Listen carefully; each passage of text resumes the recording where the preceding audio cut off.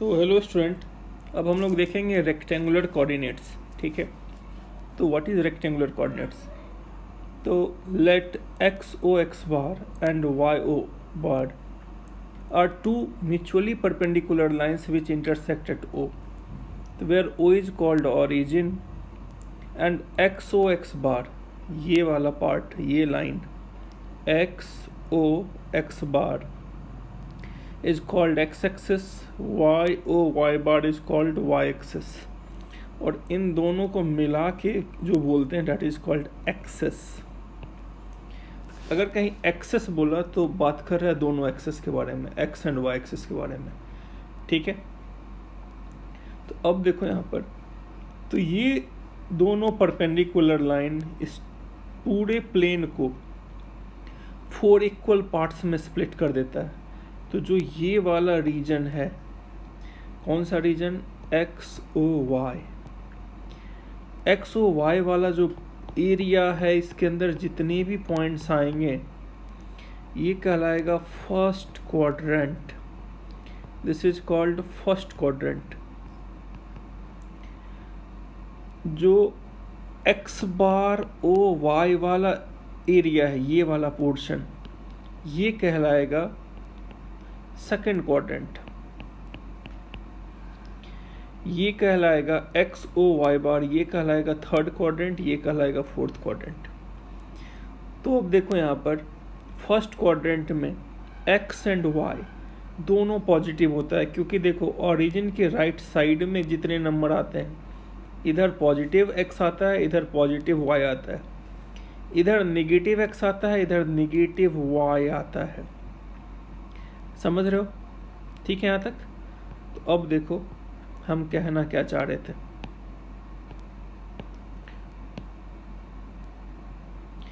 तो एक बार मैं फिर से अब इसे प्लॉट करके बताता हूँ। तो क्वाड्रेंट क्या होता है ये समझ में आ गया तुम्हें, और ये भी तुम्हें समझ में आ गया जो पॉजिटिव एक्स और पॉजिटिव वाई किधर होता है। ठीक है, अब हम लोग यहाँ पर बात करेंगे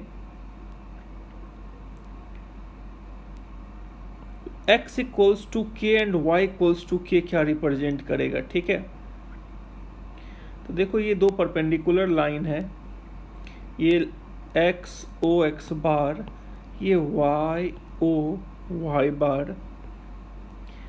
तो जैसे मैंने यहाँ पर मार्क किया 1, यहाँ पे मार्क किया 2, यहाँ पर मार्क किया 3, ये मार्क किया मैंने 4, this is -1, this is -2, this one is -3।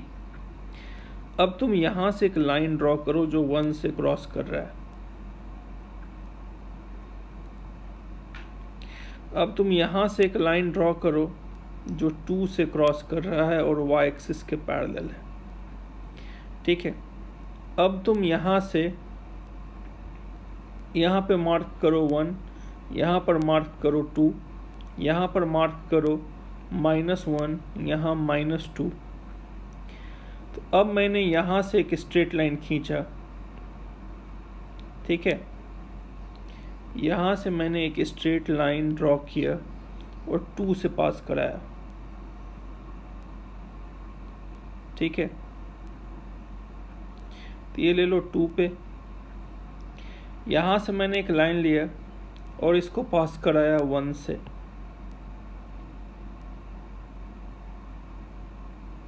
ठीक है, तो देखो ये थोड़ा सा रफ डायग्राम है, बट एनीवे कॉन्सेप्ट इंपॉर्टेंट है, उसको समझने की कोशिश करो। तो x इक्वल्स टू 1 की खासियत है, इस लाइन के ऊपर इनफाइनाइटली मेनी पॉइंट्स हैं। कोई भी पॉइंट लो उसका x कोऑर्डिनेट 1 आएगा, और इस लाइन पर इनफाइनाइटली मेनी पॉइंट्स हैं, कोई भी एक पॉइंट लो उसका y कोऑर्डिनेट 1 आएगा। तो x इक्वल्स टू कांस्टेंट क्या रिप्रेजेंट करेगा? Straight line parallel to y axis, and y equals to k क्या रिप्रेजेंट करेगा? Straight line parallel to x axis. ठीक है। तो अब देखो तुम यहाँ पर,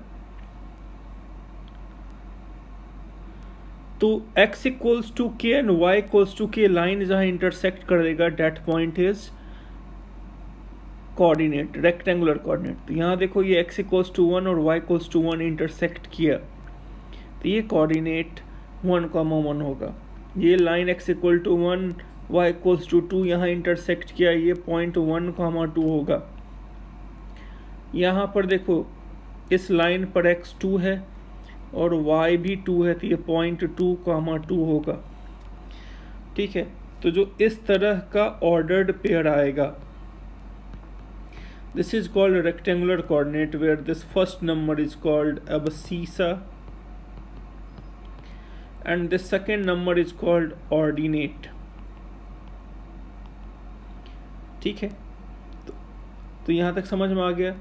तो ऑर्डर्ड पेयर क्या होता है, एक्स वाई, पॉइंट क्या हुआ पी एक्स कामा वाई, ये क्या होता है, तो this is point of intersection of the line parallel to x-axis, the line parallel to y-axis। Got it? यहाँ तक आई होप तुम्हें समझ में आ गया होगा। Now come to next point। तो what next point says, ठीक है, तो अब जैसे मान लो मुझे फॉर एग्जाम्पल कहा plot 2, 3 and -4, 1 -3 -1 on coordinate axis, on coordinate axis। तो हम लोग क्या करेंगे, सबसे पहले तो प्लॉट कर लेंगे x axis and y axis. Plot कर लिया, फिर मैंने मार्क किया 1 2 3 4, फिर मैंने यहाँ पे मार्क किया -1 -2 -3 -4, यहाँ पर भी लिया 1 2 3 एंड 4, यहाँ पर लिया -1 -2 -3 एंड -4।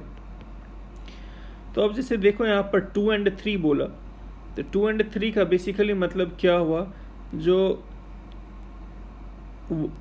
y एक्सिस से 2 यूनिट डिस्टेंस इधर चलो एंड 3 मतलब x एक्सिस से 3 यूनिट इधर। तो देखो ये वाला पॉइंट जो है, अगर ये पॉइंट की बात करो तो ये क्या आ गया, x equals to 2 and y equals to 3, तो ये पॉइंट हो गया 2,3।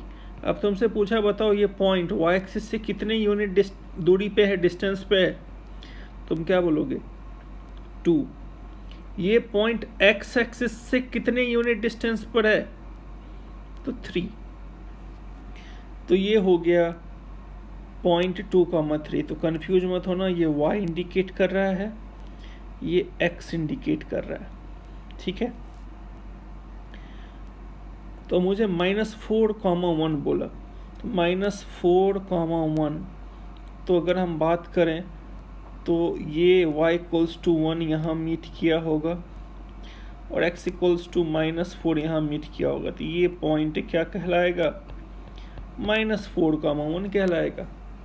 फिर अगर हम बात करें यहाँ पर -3,-1, तो -3,-1, तो इसका मतलब ये पॉइंट तुम्हारा थर्ड क्वाड्रेंट में बात कर रहा है। यहाँ तुमने यहाँ से एक लाइन प्लॉट किया, यहाँ से एक लाइन प्लॉट किया, ये यहाँ पे मीट किया, ये वाला कोऑर्डिनेट क्या होगा, -3, जस्ट मिनट, -1 -3 -1 एंड -3 एंड -1, यानी x should be -3, x should be -3 and y should be -1।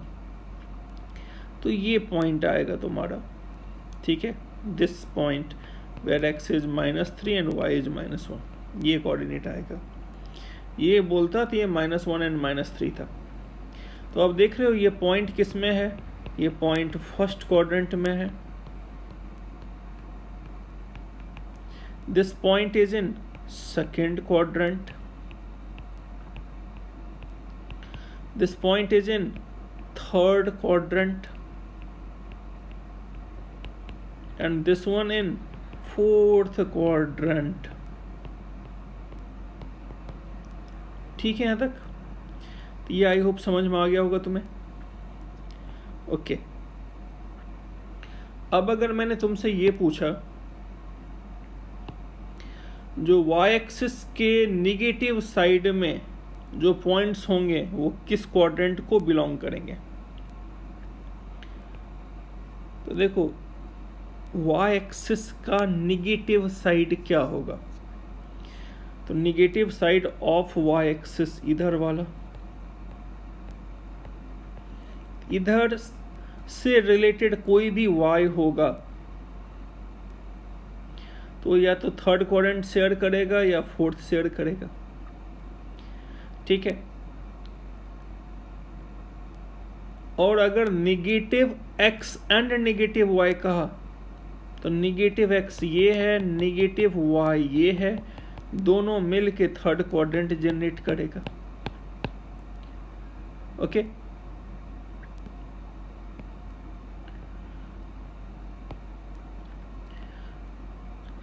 अब इसके बाद आओ तुम लोग यहाँ पर जो कुछ फंडामेंटल टर्मिनोलॉजी हैं वो एक्स एक्सिस पर जितने भी पॉइंट्स लाई करेंगे वाई कोऑर्डिनेट उसका 0 होगा. जैसे ये पॉइंट लिया तो 1,0, ये 2,0, ये किसी भी क्वाड्रेंट में लाई नहीं कर रहा है.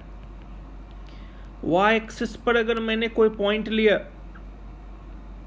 तो ये 0,1, 0,2, 0,3, इसका मतलब एक्स एक्सिस पर लाई करने वाला पॉइंट का वाई कोऑर्डिनेट 0 होगा, वाई एक्सिस पर लाई करने वाले पॉइंट का एक्स कोऑर्डिनेट 0 आएगा. ठीक है.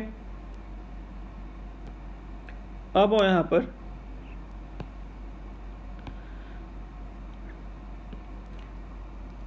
Come to next question. जैसे मैंने यहाँ पर 2 पॉइंट लिया, से एक पॉइंट मैंने लिया 3,5. इसका मतलब क्या हुआ, x is 3 and y is 5. दूसरा पॉइंट मैंने लिया यहाँ पर 7,5. It means x is 7 but y is 5. तो अब तुमसे पूछा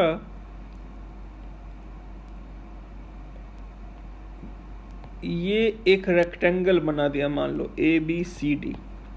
तुमसे पूछा बताओ ये लेंथ कितना होगा, बताओ ये लेंथ ऑब्वियसली 5 होगा. ठीक है, क्योंकि 3,5 बोला है तो ये लेंथ 5 आ जाएगा. Got it. अगर ये पूछता तो तुम इसके बीच का डिस्टेंस निकाल लेते, difference of this x and this x. तो क्या आएगा, मॉड ऑफ 7 - 3. ये इस लेंथ को इंडिकेट करेगा. क्लियर है यहाँ तक. तो अब अगर मैंने तुमसे ये पूछा जो मान लो कोऑर्डिनेट एक्सिस पर तुम इस पॉइंट पे हो 1,0, यहां से तुमने 3 यूनिट ऊपर चला,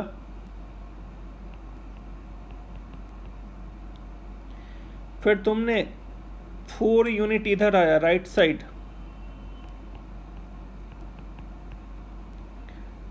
मतलब 4 यूनिट का मतलब तुम बोलो जो 3 स्टेप्स ऊपर चला, 4 स्टेप्स राइट गया, फिर 1 स्टेप ऊपर आया. तो जहां तुमने बी पे रुका उसका कोऑर्डिनेट बता सकते हो. तो अब देखो ये 1,0 था, तो यहाँ से 3 यूनिट ऊपर का मतलब y तुम्हारा 3 यूनिट है, तो ये पॉइंट हो गया 1,3. अब यहाँ से तुमने 4 यूनिट इधर गया, 4 यूनिट जो इधर गए हो तो y इसका फिक्स रहेगा, x वेरी करेगा. तो x में क्या हो जाएगा, 1 + 4 5 बट y is 3. अब यहाँ से तुमने 1 यूनिट ऊपर गया तो यहाँ का कोऑर्डिनेट क्या हो जाएगा, 5,4. Got it. तो ये फाइनल कोऑर्डिनेट हो गया बी का जब तुम यहाँ पहुँचोगे, ठीक है। ओके, तो ये सारे देखो छोटे छोटे फंडामेंटल पॉइंट्स हैं जो तुम्हारा बेसिक जो है फॉर्म करेगा रेक्टेंगुलर कोऑर्डिनेट का। और यहाँ पर मैंने एक छोटा सा एनिमेशन जो है वो इंट्रोड्यूस करने की कोशिश करा, ठीक है। तो अब जैसे देखो एक्स एक्सिस है तो ये पॉइंट 8,0, ये पॉइंट बोला तो 8,5, ये पॉइंट इंडिकेट करने के लिए बोला तो क्या आएगा 4,0। एक्स एक्सिस का पॉइंट था, ये वाई एक्सिस का पॉइंट है तो क्या लिखाएगा 0,6 लिखाएगा, ठीक है। और इसी को मैंने लिख दिया the ordinate of a point on x axis is always 0, also abscissa of a point on the y axis is always 0, x,0 lies on x axis, 0, y lies on y axis. Now come to x equals to k represents straight line parallel to y axis at a distance k from origin, and y equals to k represents straight line parallel to x axis. X, y is also called the Cartesian coordinate of the point. So x is called abscissa and y is called ordinate. अब हम लोग points का reflection के बारे में, जैसे तुम लोग थोड़ा बहुत मेंटल मैथमेटिक्स में लाइन ऑफ सिमेट्री पढ़ा था, अब हम लोग सीखेंगे रिगार्डिंग फंडामेंटल रिफ्लेक्शन। तो चलो, अभी तक हम लोगों ने सीखा रेक्टेंगुलर कोऑर्डिनेट सिस्टम, उसमें क्या क्या देखा क्विकली। ये पॉइंट है x, y, तो इसका x एक्सिस से डिस्टेंस y है और y एक्सिस से डिस्टेंस x है, ठीक है। तो ये तुम्हारा x हो गया, ये y हो गया। अब हम लोग अगला सिस्टम सीखेंगे, दैट इज़ ये भी इसी पॉइंट को रिप्रेजेंट करने का एक तरीका है, ठीक है। अब हम लोग सीखेंगे polar coordinate system, polar coordinate system, ठीक है। तो देखो पोलर कोऑर्डिनेट सिस्टम क्या है, जो इस पॉइंट को रिप्रेजेंट करने का दूसरा तरीका, ये 2D का पॉइंट ही रिप्रेजेंट करेगा। तो बेसिकली इसमें है क्या, देखो, जो मान लो ये पोल है और ये पॉइंट है P। अब इस पॉइंट को लोकेट करना है, तो अगर मैंने बोला ये पॉइंट ओरिजिन से r यूनिट डिस्टेंस पर है, मतलब बेसिकली ये रेडियस वेक्टर है, तो क्या इतना इन्फॉर्मेशन सफिशिएंट है P को यूनिकली लोकेट करने के लिए? तो नहीं, क्योंकि ओरिजिन से r यूनिट डिस्टेंस पर तो ऐसे बहुत सारे पॉइंट हो जाएंगे, मतलब एक सर्कल के सर्कमफ्रेंस पे लाई करेंगे वो सारे पॉइंट्स। तो इसको यूनिकली लोकेट करने के लिए मुझे एक और इन्फॉर्मेशन लगेगा, और वो इन्फॉर्मेशन क्या है, अगर मैं ये बोल दूं ये एक्स एक्सिस के साथ थीटा डिग्री एंगल पे इंक्लाइंड है, ठीक है। अब इसका ओरिएंटेशन फिक्स हो गया। तो देखो, अब ये x, y मेरा रेक्टेंगुलर कोऑर्डिनेट सिस्टम है। अब इसी को मैंने r, थीटा में लिख दिया, तो ये पोलर सिस्टम कहलाता है। This is called polar system, जिसमें r ओरिजिन से डिस्टेंस रिप्रेजेंट करेगा और थीटा तुम्हारा जो है वो कितने एंगल पे इंक्लाइंड है वो रिप्रेजेंट करेगा, ठीक है। तो अब देखो इन दोनों में रिलेशन, ओके। तो मैं यहाँ पर अगर ये थीटा है, ये r है, तो अगर मैंने tan थीटा लिखा तो tan theta gives you y upon x। तो थीटा क्या इंडिकेट करेगा, tan inverse of y upon x, ठीक है। अब एक बात ध्यान रखना, जब कभी हम r थीटा में कन्वर्ट करेंगे तो थीटा बाय कन्वेंशन है, डिग्री यूज़ नहीं करते हैं, रेडियन यूज करते हैं, तो थीटा को रेडियन में कन्वर्ट कर लेना, तो टेकन इन रेडियन, ठीक है। अब r हमें चाहिए, तो r बेसिकली, और ये x है ये y है, पाइथागोरस थ्योरम लगाओ, r आ जाएगा under root x square plus Y square. तो बेसिकली इससे क्या मीनिंग निकल के आया, तो मुझे एक्स वाई रेक्टेंगुलर कोऑर्डिनेट है, इसको पोलर में कन्वर्ट करना है। तो मैंने यहाँ आर लिखा और थीटा लिखा, tan inverse y by x. तो ये क्या कहलाएगा, आर एंड थीटा कहलाएगा। ओके, क्लियर है यहाँ तक। अब और second important point, second important point क्या है, जो आर एक्चुअली रेडियस वेक्टर की तरह ट्रीट करना है। तो आर में भी कहीं कहीं आर नेगेटिव दिख सकता है तुम्हें, तो आर में भी नेगेटिव, जैसे देखो ना ये वेक्टर आर है, तो जस्ट ऑपोजिट डायरेक्शन में लिया तो ये क्या दिखेगा, माइनस ऑफ आर वेक्टर। ठीक है, तो अगर आर नेगेटिव में भी दिखे तो टेंशन नहीं लेना है, जब हम कन्वर्जन सिखाएंगे तो उससे हम एग्जैक्ट कोऑर्डिनेट पता कर लेंगे। तो फिलहाल थ्योरेटिकली आर में बी नेगेटिव और positive according as theta is measured in clockwise direction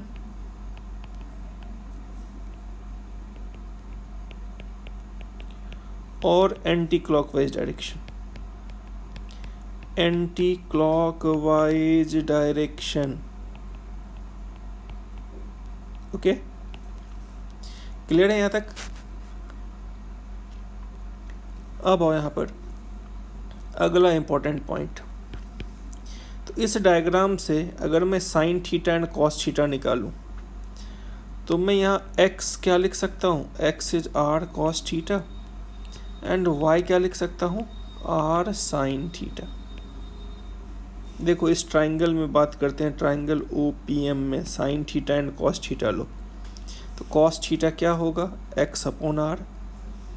तो मैं x equals to r cos theta लिख दिया, गॉट इट। ठीक है यहाँ तक। फोर्थ पॉइंट, अब एक बात यहाँ ध्यान रखना, थीटा को लिखने के लिए अगर पॉइंट फर्स्ट क्वाड्रेंट में है तो ये थीटा कैरी करना है, फोर्थ क्वाड्रेंट में है तो माइनस थीटा लेना है। अगर ये पॉइंट सेकेंड क्वाड्रेंट में है तो थीटा जो तुम लिखोगे tan inverse y by x, तो इसके लिए यूज करना है, सेकेंड क्वाड्रेंट का पॉइंट है तो पाई माइनस थीटा यूज करना है, that is pi minus tan inverse y by x. और अगर फोर्थ क्वाड्रेंट में पॉइंट है तो हम लोग फोर्थ क्वाड्रेंट के पॉइंट के लिए क्या यूज करेंगे, तो minus pi plus theta use करेंगे, अगर ये फोर्थ क्वाड्रेंट का पॉइंट है तो इसको मैं फेयर में लिख देता हूँ इस तरह से।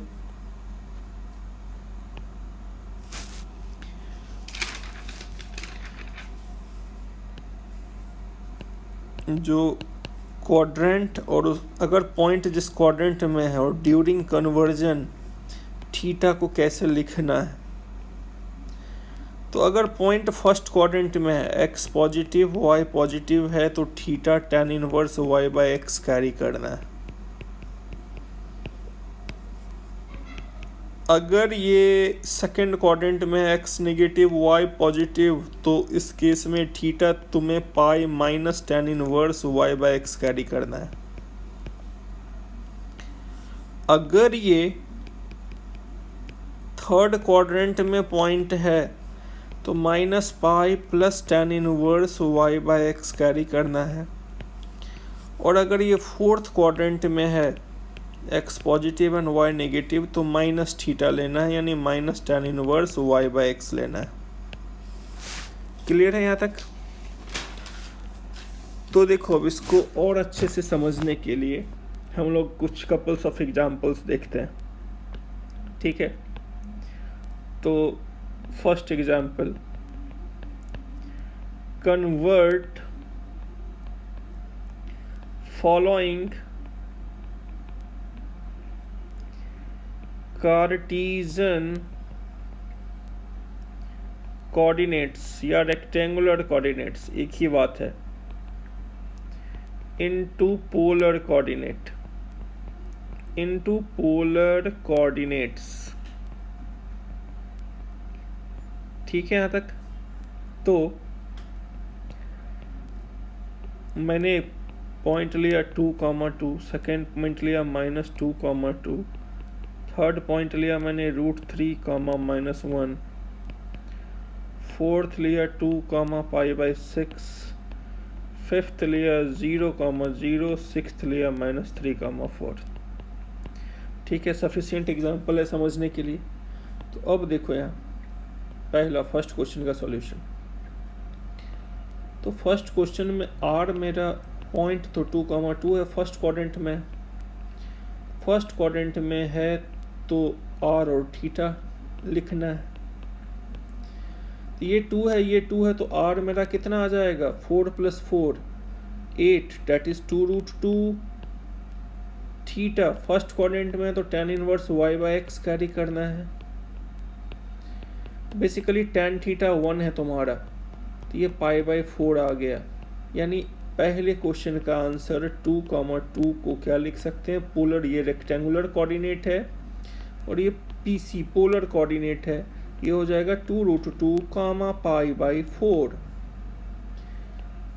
सेकेंड पॉइंट आओ -2,2, तो -2,2 है तो r तो यही रहेगा √a²। ये किस क्वाड्रेंट में लाई कर रहा है? ठीक है, तो r ले लो 2√2, थीटा क्या आ जाएगा π-π/4। यहाँ से ये तुमने क्या कैलकुलेट किया है π/4। तो बेसिकली यहाँ कन्फ्यूजन से बचने के लिए तुम एक काम करो, यहाँ मॉड कैरी कर लो। अगर मैंने ये पूरा लिखा है तो यहाँ मॉड लगा लो। पहले मॉड ऑफ tan y/x लिख लेना, फिर यहाँ माइनस लगाना। ठीक है, तो जैसे ही यहाँ पर पता चला ये सेकेंड क्वाड्रेंट में है तो pi minus tan inverse mod of y/x, तो ये क्या हो जाएगा 2√2 और ये pi minus tan inverse 1 that is π/4। तो आंसर इज 2√2, 3 π/4। यहाँ तक आया समझ में? क्लियर है ये? ओके, अब हो यहाँ थर्ड पॉइंट √3, -1। r कैलकुलेट करो, √a² + b²। तो ये क्या आ जाएगा 3 + 1 4 डेट इज 2। थीटा निकालो पहले, तो tan inverse mod of y/x, तो ये +1/√3, तो ये π/6 हो गया। But point lies in fourth quadrant, ये फोर्थ क्वाड्रेंट में है तो यहाँ क्या लिखाएगा r, -θ, डेट मीन्स 2, -π/6। ठीक है, फोर्थ देखो, फोर्थ है 2, π/6। अब कंफ्यूज मत होना, ये r है, ये थीटा है। ये एक्चुअल में क्वेश्चन में बोल दिया है, जो नीचे जो लिखा है वो कार्टीजन है, उसको पोलर में कन्वर्ट करना है। तो ये 2, π/6 है, तो इस सिचुएशन में r कितना आएगा तुम्हारा? तो r विल बी √4 + π² 36। इसको एक नॉर्मल नंबर की तरह ट्रीट करना है। ठीक है, और थीटा क्या आएगा? फर्स्ट क्वाड्रेंट में है तो tan इनवर्स y/x, तो π/12। तो मेरा आंसर यहाँ r, थीटा, यानी this one and this one आ गया। फिफ्थ 0 में r तो 0 हो जाएगा, लेकिन ये थीटा जो है वो अनडिफाइंड हो जाएगा, तो 0, नॉट डिफाइंड। ऑरिजिन का पोलर सिस्टम इस तरह से लिखाएगा 0, नॉट डिफाइंड, क्योंकि tan इनवर्स 0/0 अनडिफाइंड होता है। तो सिक्स्थ तुम लोग खुद से कैलकुलेट कर लो, r कितना आ जाएगा बेसिकली? तो r 3² + 4² 5 आ जाएगा। थीटा नॉन स्टैंडर्ड एंगल है, tan inverse y mod of y/10, तो tan इनवर्स y कितना है 4, tan इनवर्स 4/3। r आ गया, थीटा आ गया, तो मुझे बेसिकली चाहिए क्या यहाँ r एंड थीटा चाहिए। तो r तो 5 था, बट ये किस क्वाड्रेंट में है, सेकंड क्वाड्रेंट में, तो वहां पर थीटा लिखेंगे क्या पाई माइनस ऑफ थीटा। ये तुम्हारा आंसर आ गया। ठीक है, अब हम लोग सीखेंगे यहाँ इंटर कन्वर्जन। तो अब जैसे कहा कन्वर्ट फॉलोइंग polar coordinates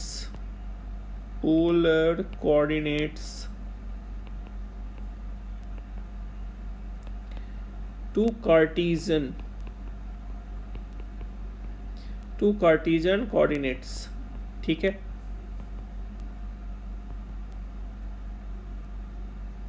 तो देखो बेसिकली यहाँ इसको भी हम एग्जांपल से समझते हैं। तो मैंने कुछ लिख लिया कोऑर्डिनेट्स लाइक 5√2 एंड π/4। दूसरा मान लो लिखा मैंने 5√2 3π/4। थर्ड वन मैंने लिखा 5, π माइनस tan इनवर्स 4/3। फोर्थ मैंने लिखा -2, 3π/4। ठीक है, तो इंटर कन्वर्जन के लिए तुम्हें ये रिलेशन यूज करना चाहिए। ये px, y है, ये r, थीटा है। तो ये r था, ये थीटा है, तो मैं इस x को r cos थीटा लिख सकता हूँ और y को r sin थीटा। यानी r multiplied with cos of this angle gives you x coordinate और this gives you y coordinate. तो ये फॉर्मूला हमेशा काम करेगा अगर मुझे पोलर से कार्टेशियन में कन्वर्ट करना है। तो पहले क्वेश्चन में मेरे को r क्या दिया हुआ है, तो मेरा r है यहाँ 5√2 और थीटा कितना है π/4। तो यहाँ दिमाग लगाने की जरूरत नहीं है, सीधे x लिख दिया करो r cos थीटा। r हो गया 5√2 cos π/4 1/√2, x आ गया 5। y आ गया r sin थीटा, तो r कितना है 5√2 sin of theta, sin of π/4, तो ये भी 5। तो तुम्हारा आंसर पहले का आ गया 5, 5।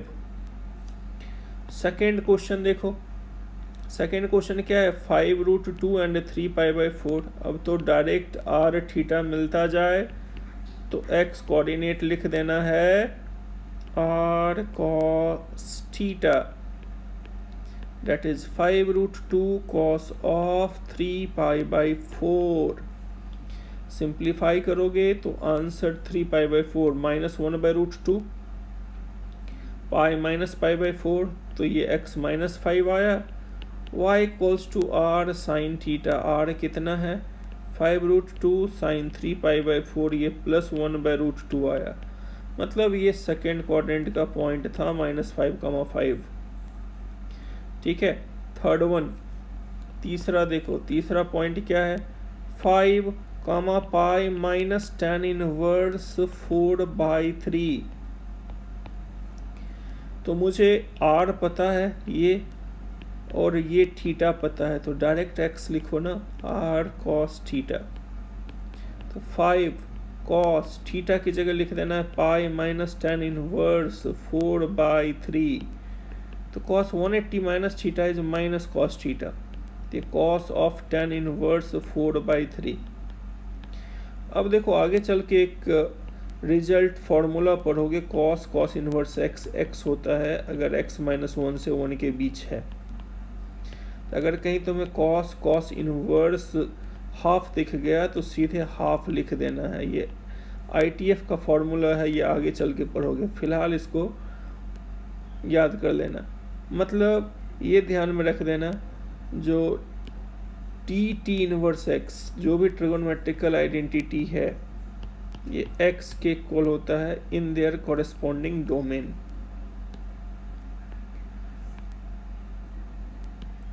तो ये है क्या, थीटा है। थीटा बेसिकली है कितना तुम्हारा, tan इनवर्स 4/3। तो समझो अब ये tan थीटा है 4/3, तो ये 4 है, ये 3 है, तो ये 5 है। तो इसको cos में बदलना है, तो cos थीटा क्या होगा, 3/5। तो ये मतलब मैं इंटर कन्वर्जन इनवर्स का एक्सप्लेन कर रहा हूँ यहाँ। मैंने इसको थोड़ी देर के लिए एंगल अल्फा ट्रीट किया। तो let alpha is tan inverse 4/3, तो tan अल्फा विल बी 4/3। तो ये 4 है, ये 3 है, तो ये 5 आ गया। तो साइन अल्फा कितना होगा, अल्फा कितना होगा, कॉस चाहिए, तो कॉस अल्फा कितना होगा, ये साइन था, साइन 4/5 और ये कॉस अल्फा 3/5, तो अल्फा कॉस इनवर्स 3/5 आया। ठीक है, तो अब मैंने यहाँ पे लिखा -5 कॉस इनवर्स कितना 3/5, और मैंने अभी अभी बताया T inverse x is x, -5 into 3/5 it gives you -3. Similarly, you can find y, that is also r of sine theta. R is 5, sine theta is pi, minus tan inverse 4/3. Sine of pi minus this angle theta gives you sine theta. This is sine tan inverse 4/3. Tan inverse 4/3 is sine inverse 4/5. तो ये simply 4/5 आ गया। तो तुम्हारा ये coordinate -3,4 निकल के आया। ठीक है, अब आओ फोर्थ पॉइंट। फोर्थ पॉइंट क्या है, -2,3π/4। कन्फ्यूज मत होना r नेगेटिव कैसे आ गया। मैंने बता रखा है रेडियस वेक्टर अगर क्लॉकवाइज डायरेक्शन से घुमाया गया है तो r नेगेटिव लिख सकते हैं। तो कन्वर्जन में कोई कन्फ्यूजन तुम्हें नहीं होना चाहिए, सीधे इसको जैसे r तुम ले रहा था कैरी करो, और जैसे थीटा ले रहा था कैरी करो। तो x सीधे लिख देना है r cos थीटा, मतलब -2 cos 3π/4 which is -1/√2 pi minus π/4। तो ये सिंप्लीफाई होकर के 1/√2 दे दिया।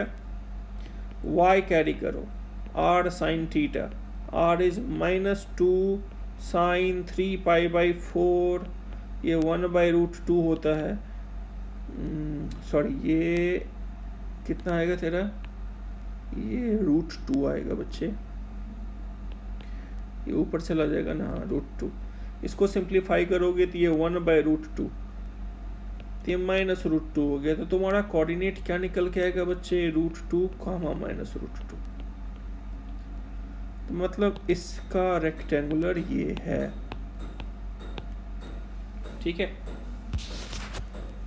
अब एक दो एग्जांपल देख लो इक्वेशन ऑफ कर्व के स्ट्रक्चर में। ठीक है, तो जैसे तुमको बोला ट्रांसफॉर्म द इक्वेशन,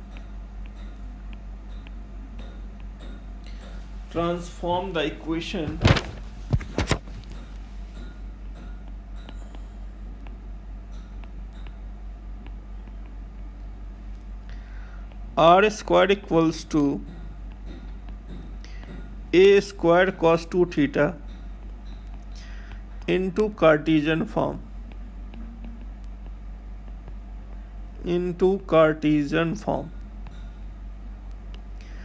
तो बेसिकली देखो अब यहाँ इस तरह के क्वेश्चन को कैसे सॉल्व करेंगे। तो ये मुझे पोलर फॉर्म में कोई मैथमेटिकल इक्वेशन दिया है, इसको कार्टेशियन बदलना है। तो तुम लोगों को मालूम है जहाँ जहाँ r है वहाँ लिखना है x² प्लस r² को लिख दो x² plus y²। Theta in general क्या होता है, tan इनवर्स y/x। इसका मतलब tan इनवर्स इधर जाएगा तो क्या लिखाएगा, tan थीटा इज y/x। ठीक है, अब मैं यहाँ पर इक्वेशन लिख रहा हूँ r² is a² cos 2 theta. तो r² की जगह मैं x² प्लस y² लिख दिया।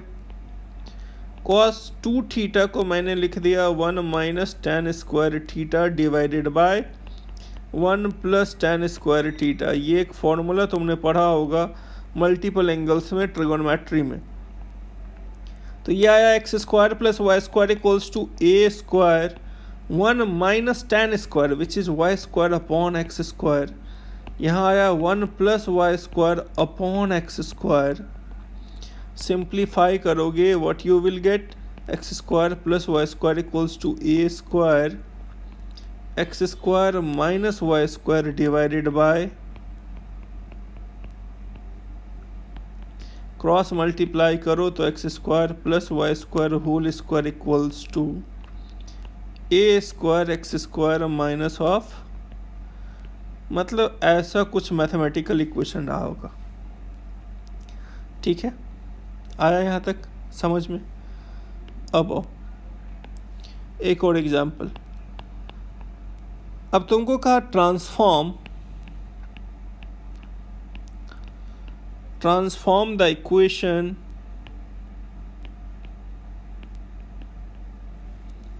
x square plus y square equals to ax into polar form। मतलब मुझे इस कार्टीजन इक्वेशन को पोलर में बदलना है। तो अब कन्वर्जन जानते हो तुम लोग, क्या सिखाए हैं, जहाँ x square plus Y square दिखे वहाँ आर स्क्वायर लिख देना, और जहाँ एक्स दिखे वहाँ आर कॉस थीटा लिख देना, जहाँ वाई दिखे वहाँ आर साइन थीटा लिख देना। हो गया काम ख़त्म। तो x square plus Y square equals to a x. So x square plus Y square is r square. A x के बदले क्या लिखोगे, आर कॉस ऑफ थीटा। ठीक है, सिंप्लीफाई करने पे this gives you r equals to a cos of theta. Clear है यहाँ तक? तो बट मेनली इसमें जो है रेक्टेंगुलर कोऑर्डिनेट पे फोकस करना है। ठीक है, ये हल्का फुल्का कहीं कवर यूज हुआ पोलर, अदरवाइज कार्टिजन सिस्टम ही जेई सिलेबस में क्लियरली मेंशन्ड है, स्पेसिफाइड है। कहीं कहीं उसके एप्लीकेशंस आ जाते हैं, इसलिए ये फॉर्म, ये सिस्टम भी तुम्हें पता होना चाहिए। चलो, तो अब तुम लोग एक क्वेश्चन बनाओ। ठीक है, अभी तक जो कुछ भी हमने सिखाया है बिगिनिंग के वीडियो से अभी तक, उस बेसिस पर ट्राई टू स्केच या try to plot the graph of following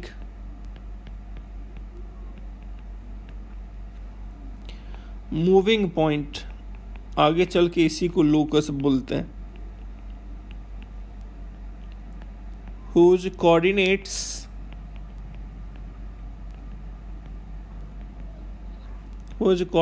are x is all real, y equals to 5, x equals to 5, y is all real,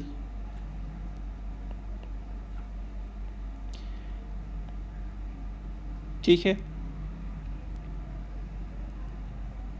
x equals to 2 and y greater than 3.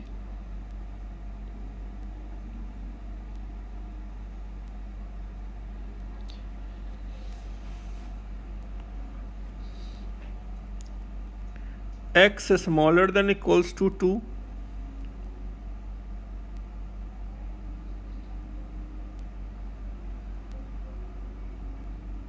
and there is no restriction of y। ठीक है, या हम यहाँ simply ये बोल दें x less than equals to 2।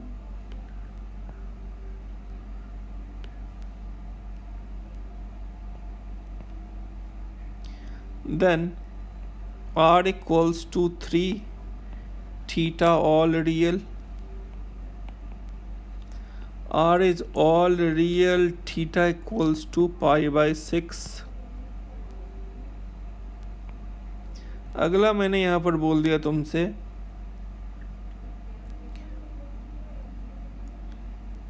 जो simply यहाँ पर लिख दिया y x ग्रेटर देन 2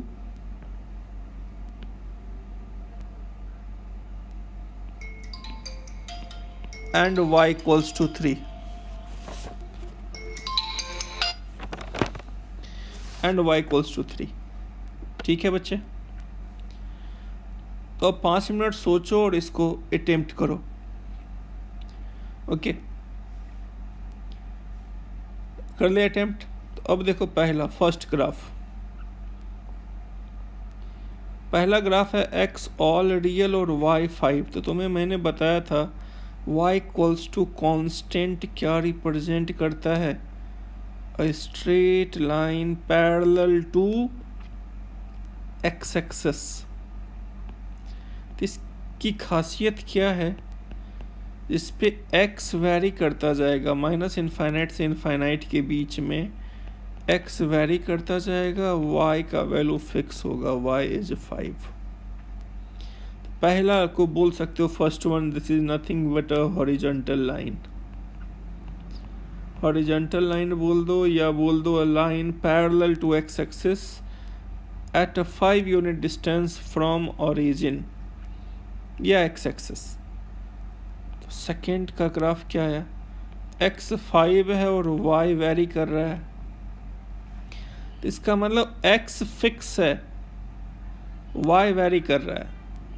ये इस तरह का ग्राफ इंडिकेट करेगा। तो ये 5,0 पॉइंट हो गया। और इस लाइन की स्पेशलिटी क्या है, इसके ऊपर कोई भी कोऑर्डिनेट्स लो, x 5 रहेगा, y वेरी करता जाएगा।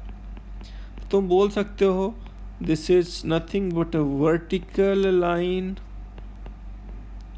या simply a straight line parallel to y-axis, a straight line parallel to y-axis। ठीक है, थर्ड मैंने क्या लिखा है यहाँ पर, x equals to 2 y greater than 3। x तो फिक्स है लेकिन y 3 से ज़्यादा है। तो अब ये क्या लाइन स्ट्रेट लाइन कहलाएगा? नहीं, ये आई थिंक रे कहलाएगा, क्योंकि ये मान लो x2 है, y 3 है। तो ये पॉइंट आया 2,3। तो मुझे y 3 से ज़्यादा चाहिए और x2 ही चाहिए। ये वाला इस डायरेक्शन में एक रे बढ़ेगा एक्सक्लूडिंग दिस पॉइंट, क्योंकि 3 एक्सक्लूडेड है। तो यहाँ ब्लैंक डॉट लगाना, ऐसा चलता जाएगा। ये इसका ग्राफ है ऑल टुगेदर, जिसमें x तो 2 ही है लेकिन y 3 से ज़्यादा है। आई होप ये समझ में आ गया होगा। डी पॉइंट देखो अब क्या कह रहा है यहाँ, ठीक है। डी पॉइंट देखो क्या कह रहा है। तो पॉइंट डी तुमसे ये कह रहा है जो x less than equals to 2 है, इसको प्लॉट करके दिखाओ। x less than equals to 2 है, इसको प्लॉट करके दिखाओ।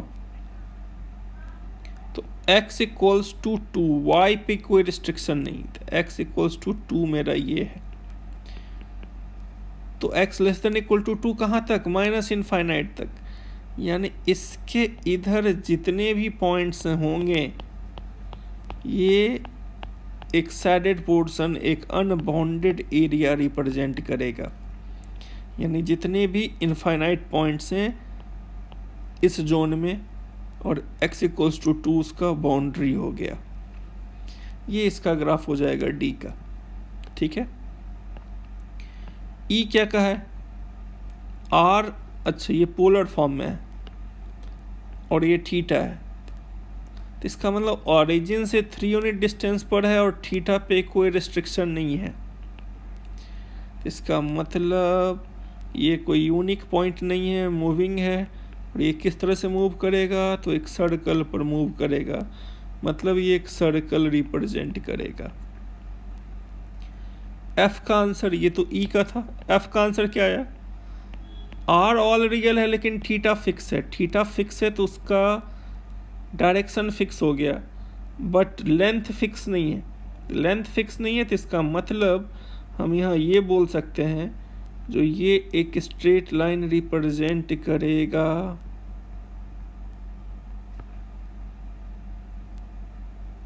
इस तरह से।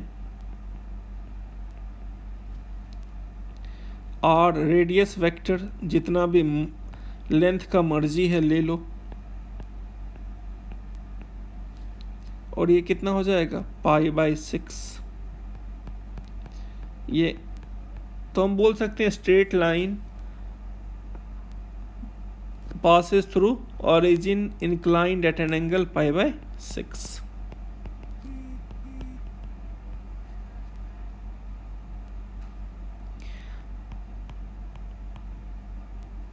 ठीक है,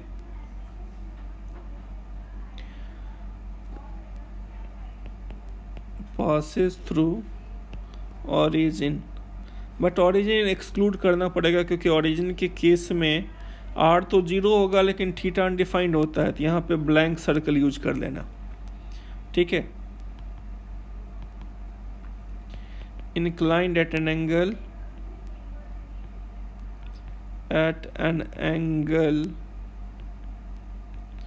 π/6। और जी अब पार्ट खुद से ड्रॉ कर लो।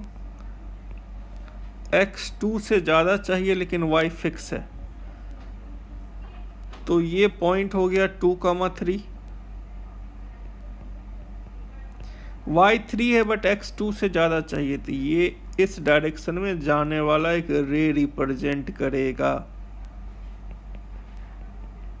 ठीक है, तो आई होप ये यहाँ तक समझ में आ गया होगा तुम्हें। ओके गुड, तो ये कुछ होमवर्क है, इसको बना लेना।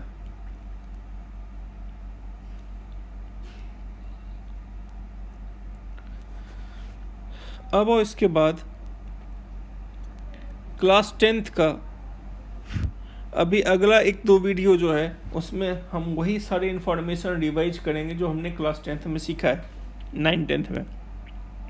क्लास 10th में ऑलरेडी तुमने पढ़ा था डिस्टेंस बिटवीन 2 पॉइंट्स, तो एक बार क्विकली रिकॉल कर लेते हैं इसे। तो डिस्टेंस बिटवीन 2 पॉइंट्स, तो मान लो ये पॉइंट P है, ये पॉइंट Q है, मुझे इसके बीच का डिस्टेंस निकालना है। तो ये लेंथ x2 - x1, ये y2 - y1, पाइथागोरस थ्योरम लगा दो। पाइथागोरस थ्योरम लगाने से PQ मिल गया। तो देखो PQ क्या आ गया? Difference of ordinates square plus difference of abscissa square under root. तो मतलब अगर ये पॉइंट मान लो 3,4 है, ये 2,6 है, तो तुम आसानी से AB डिस्टेंस या PQ डिस्टेंस निकाल सकते हो। अंडर रूट सीधे एब्सिसा का डिफरेंस। अब कंफ्यूज मत होना, 2 पॉइंट है, जिसको मर्जी है उसको मान लो x1 y1, या तो इसको x1 y1 लो या इसको x1 y1 लो, कोई फ़र्क नहीं पड़ता है क्योंकि होल स्क्वायर है।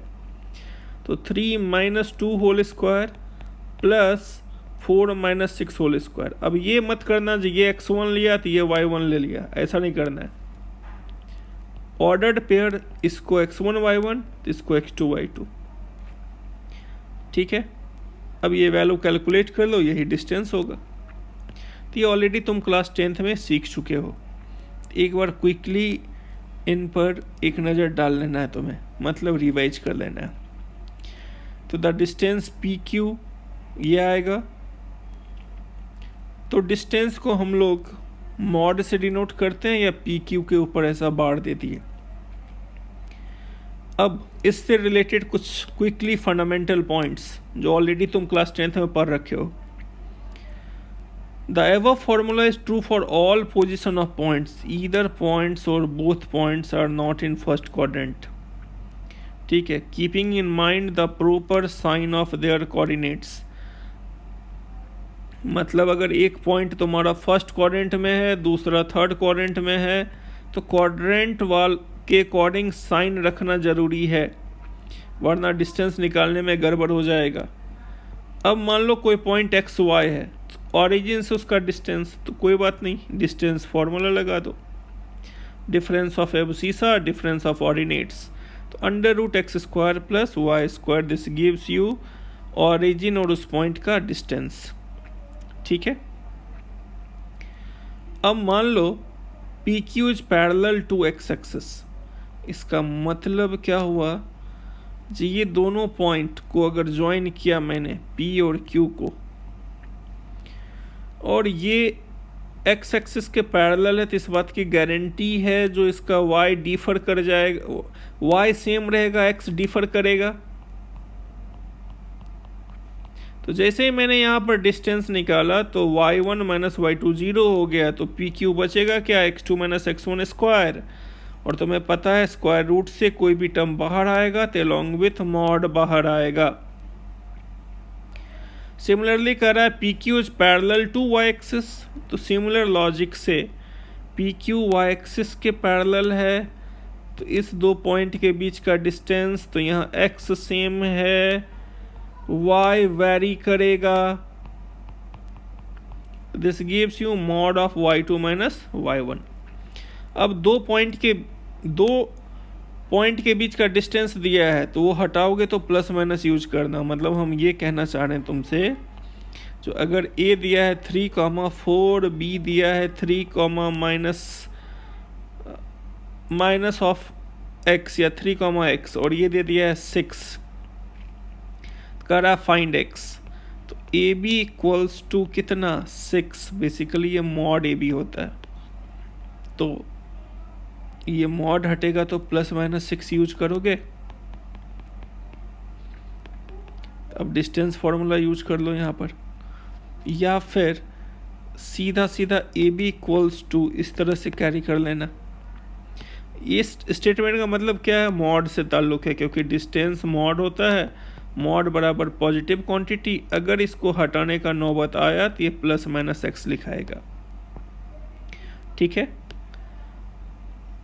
अब आओ यहाँ पर, मैंने यहाँ से ए बी लिख लिया, ए बी क्या आ जाएगा 3 minus 3 0, x minus 4 whole square equals to 6, तो mod of x minus 4 equals to 6। अब तुम्हें मालूम है मॉड हटेगा तो क्या आएगा प्लस माइनस, तो एक्स का दो पॉसिबल वैल्यू है, एक 10 और एक -2।